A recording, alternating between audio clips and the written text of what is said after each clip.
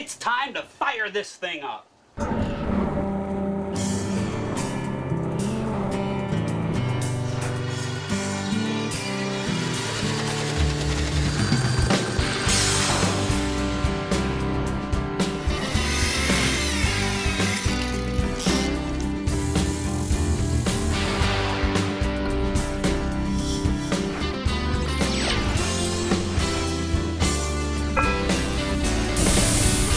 Paul, what's going on with your outboard? John, I cosmetically restored this boat about 2 years ago. I didn't do the engine. It was a mistake because over the last 2 years, it's just been nickel and diming me to death. All right, well, good deal, you made it. Hi, I'm John Graviscus, and this is Paul Flanagan.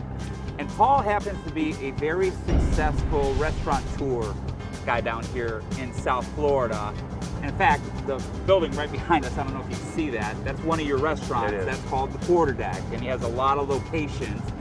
As well as up in Jupiter, okay, you have one of my favorite hangout spots. It's called the Dive Bar, and this place is on the water, and it's absolutely amazing. The food is fantastic. It is amazing. I'm wearing this shirt to celebrate. It is amazing. Commemorate your food, sir. Thank you. But anyway, okay, what boat are we in? This is yours. This is a 1990 Pursuit 18.5 with a 1999 Mercury engine on it. I bought it in the year 2000 to be a tender to my big Viking, and we've used it since that time extensively.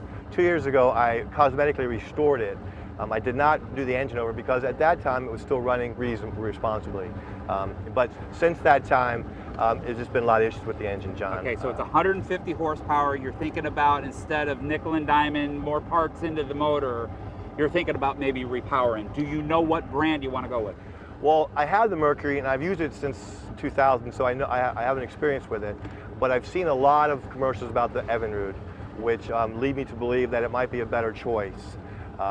So that's what I'm leaning toward, the Outboard or the Mercury. What if I could do this? What if I could actually set it up to where you could take a look at a boat with the new Mercury 150 horsepower on it and test it? You could kind of oversee the results for yourself. We could use the exact same boat and put an Evinrude 150 horsepower on that. You examine it and you make an intelligent choice. That'd be great. Okay, fantastic. Well, that's what we're going to be doing today here at Ship Shape TV.